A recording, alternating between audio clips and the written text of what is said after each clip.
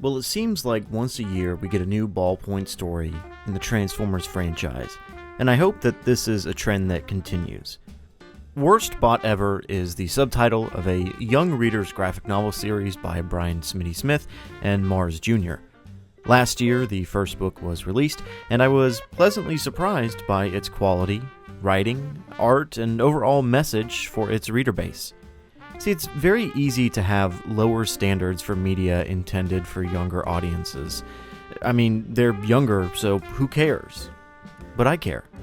As a soon-to-be father, I want media like this to be not only accessible, but also of good quality. It doesn't matter what age you are, the media that you're going to consume should be of a good quality. So the second adventure of Ballpoint is finally out on digital, so let's do a read-through of Transformers, Worst Bot Ever, Bot Swap. Picking up from the last book, we get to see the classic tale of the Autobots versus Decepticons and their crash landing on Earth through the lens, or, well, scribbles, of Ballpoint. After joining the Autobots, Ballpoint has taken residence in Wheeljack's toolbox in the Ark, something that Wheeljack is puzzled by. Actually, there's plenty of rooms in the Ark that Ballpoint could use. But a toolbox apartment is better than what Ballpoint had ever had before, as he recalls being constantly harassed by Starscream in the classic pastime of throwing your pen into the ceiling and seeing how long it would stay stuck. All the meanwhile, Wheeljack has been working on his newest gadget, a non-lethal laser blaster that can scramble any Transformer's brain. Ballpoint thinks the weapon could be stronger, though, and suggests cranking up the power so that it can melt their enemies down, something that Wheeljack calls out as being a little too Decepticon-y in nature. Ballpoint resents the statement, and an unintended short joke, of course, but he is nonetheless determined to be taken seriously by his new family members, and he will do that via an Autobot dance crew, something that Wheeljack is definitely not interested in. In fact, none of the Autobots really seem interested in the dance crew, or even Ballpoint for that fact, as he struggles to garner their attention.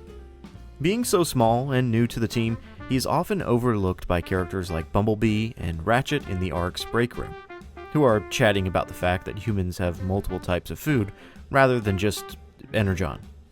This casual chat is interrupted by Sideswipe and Sunstreaker, who, just like in the previous book, are running around the Ark causing trouble, this time playing an intense game of tag that ultimately sucks in Ratchet, Bumblebee, and to his own frustration, Ballpoint, who is once again ignored by his team members.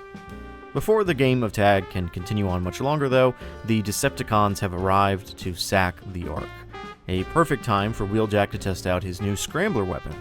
The ever-vain Starscream pins Wheeljack down with fire from the air, leaving Ballpoint the opportunity to risk his life for the Scrambler, and allowing Optimus Prime to arrive with backup and turn the tide of the battle. Bumblebee faces off against Ravage, Elita 1 knocks Soundwave back, and Laserbeak grabs hold of Ballpoint right before he can grab Wheeljack's device. Ballpoint uses his wits, though, and flies Laserbeak into Starscream, knocking all three of them out of the sky. As he plummets back to the Ark, Megatron continues his assault. Wheeljack grabs his Scrambler, points it at the Decepticon leader, and fires, right as Ballpoint descends in front of him. Ballpoint and Megatron are hit, and the fate of the battle is forever changed. Wheeljack stares in shock. He has just shot Ballpoint. As he runs to his friend's side, Starscream wastes no time in donning his cape and crown and announcing that he is now the leader of the Decepticons. Sadly for him, Megatron lives, and Soundwave inquires as to where Starscream even got his accessories, as we see him tuck them back into his nose cone compartment. The Decepticons retreat, and Wheeljack cries out for Ratchet to come help him with their fallen brother. Within the Decepticons' base of operations, Megatron awakes. But this is not the Megatron we know. It is his body, but his mind is Ballpoint's. The leader of the Decepticons and our titular worst bot ever have been bot-swapped. Starscream and Soundwave immediately notice something is off with their leader. Ballpoint cries out for mercy that his enemies do not attack him. Soundwave questions why they would attack him, and Starscream wonders if his diary has been read recently. Take note that Laserbeak says he has read it. Ballpoint realizes what has happened quickly, and knows that for his own survival, he must keep up the facade of being the actual Megatron, and so he begins his best efforts to berate his soldiers. Soundwave, ever loyal, says that he will have Shockwave run some more tests, only to be slapped by his master, a move that honestly shocks him and kinda hurt me when I read it. Don't do that to your boy. Ballpoint snaps back and threatens that anyone who insults him will be punished via a wedgie of death. Soundwave makes the note that no one even wears underpants, but now all of the Decepticons must. Ballpoint has his new minions round up the others as he feels he has finally gained the respect he deserved. Maybe being bot-swapped with Megatron isn't so bad after all. But back at the Ark, Ratchet and Wheeljack run more diagnostics on Ballpoint's body, trying to figure out what has happened to the little guy. Wheeljack feels terrible, but Bumblebee comforts him in saying that it's really not that big of a deal. He only invented an experimental weapon and used it during an active battle without ever testing it to see what it would do, while all of his best friends were in harm's way. Ballpoint's level energies spike as he begins to turn back online. When he awakens, we learn that yes, Megatron's mind has indeed been stuck inside this little body. Megatron snaps into action and attempts to attack, but the Autobots simply hold him down with ease. They think that Ballpoint is just being grumpy after his stasis nap. Ratchet gives him a little shock and instructs him to take a rest. Wheeljack, meanwhile, still blames himself for the whole issue, but Bumblebee comforts his friend once again by saying that he only completely fried the mind of the most vulnerable amongst them and turned him into a ranting, violence-craving psychobot who once idolized him, but apparently now wants nothing more than his utter destruction. Bumblebee is great in this comic. Ballpoint needs time to rest. The Autobots leave the medbay, and Wheeljack reassures himself that everything will turn out fine. But after their departure, Megatron awakes and vows their destruction, even in his inferior body. At the Nemesis, Ballpoint reassures his Decepticons that trying something new is always good. Soundwave, now titled S-Dub by his new master, is hesitant. Even Shockwave, who would stop at nothing to silence Starscream's constant complaining, is appalled by the new underwear uniform the Decepticons are required to wear. Ballpoint, as Megatron, touts his own genius and likens himself to, well, himself, when he asks his Decepticons what they think of the little penbot. None of them respond accordingly, though. Ballpoint thinks the Decepticons are all too negative, and asks Shockwave to tell everyone one thing that he likes, that thing being destroying the weak, and capitalizing on his fellow Decepticons' failures. A truer version of Shockwave has never been written. Soundwave is next, and he says that one of his Cassetticons is his favorite. Just one. We'll never know. Ballpoint announces a Decepticon dance crew, and with a short beat from Soundwave, no one joins in on the fun. Starscream has had enough of this and declares Megatron unfit to rule after his recent head trauma. Ballpoint attempts and fails at a trust fall, and the Decepticons seize their leader. The Autobots are also not faring well, as Wheeljack comes by to check in on Ratchet, while avoiding the ever-annoying Lambros arguing as to who stole Sideswipe's jetpack this time. Wheeljack stops by, but is rudely told to buzz off, only to see Ratchet and Jazz down the hall. He's confused who he was talking to. Surely it wasn't Ballpoint. But indeed, it was Ballpoint, albeit with Megatron's mind inside of him, who has now fashioned himself a mech suit equipped with all manners of deadly weaponry and strength. The Autobots, still confused as to what's happened to their friend, try and fail to contain this new threat.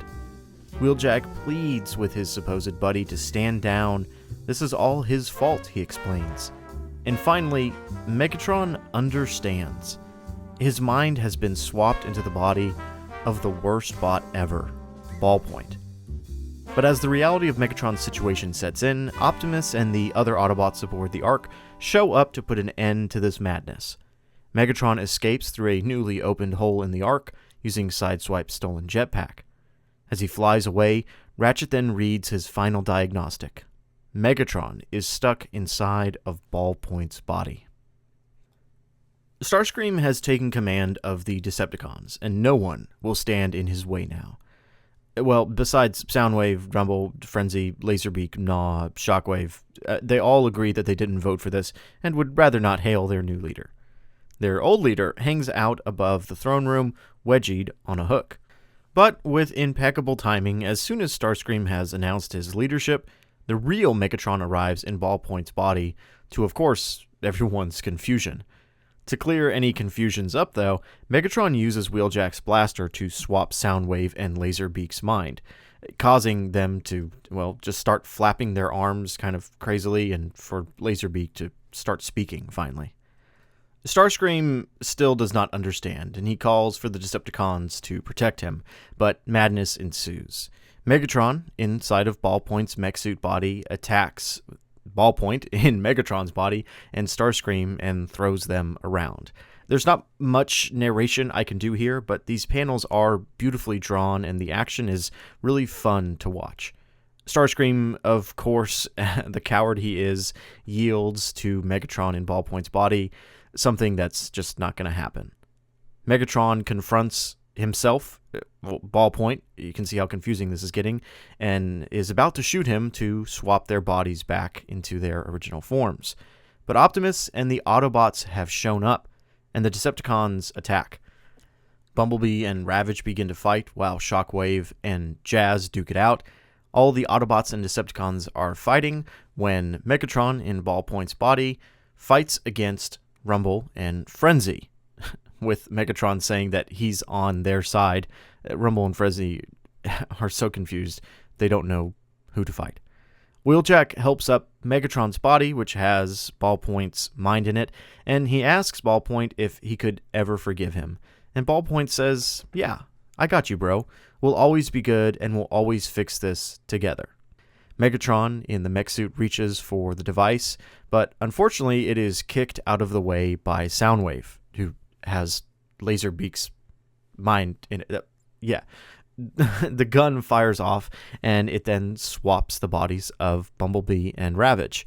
It fires off again and swaps Frenzy and Rumble, and Shockwave and Jazz, and Alita 1 and Gnaw. And soon, Megatron's body, which has Ballpoint in it, with Optimus. This thing is just going absolutely insane. Starscream wakes up, and he's looking around for what to do when he gets hit on the head by the blaster itself. Soundwave and Laserbeak continue to fight with each other. Gnaw, inside of Alita 1's body, says he feels pretty. It's just constant. Until finally, Optimus Prime in Megatron's body says that they just need to clear things up.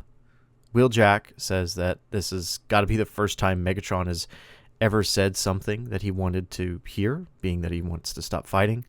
Ballpoint is inside of Optimus's body, and of course, sadly, Frenzy and Rumble ask each other why everybody always confuses them.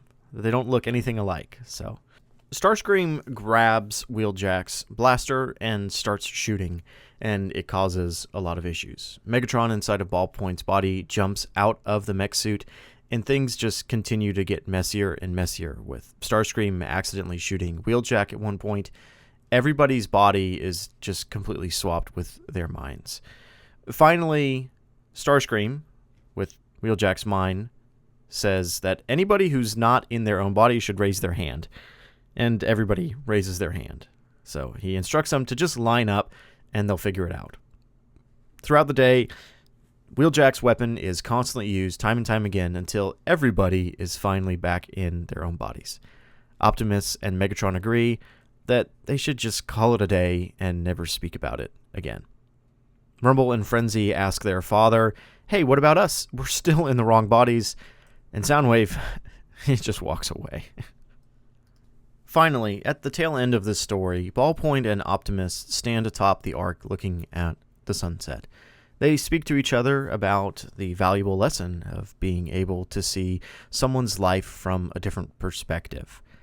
Also, Ballpoint realizes that it's not the size of the bot that matters, but the size of the spark that truly matters. And Ballpoint realizes that while he did originally feel maybe a bit useless around the arc, he understands that he is loved by his family.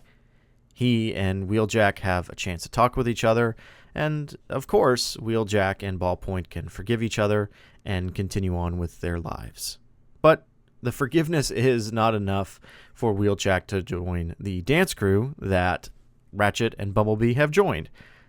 Still, it's too much for Wheeljack. He's not going to be dancing. All is finally well with the Autobots. With the Decepticons, though, Megatron's throne is patchworked together, and of course, he tells Starscream that he's dismissed because he's terrible at his job. Megatron stands alone and says, "At least there's no trace of that feeble Ballpoint in my system." And then, for a brief moment, he moves his hips, snaps his fingers to a groovy beat, and realizes that maybe he should be a part of a dance crew as well.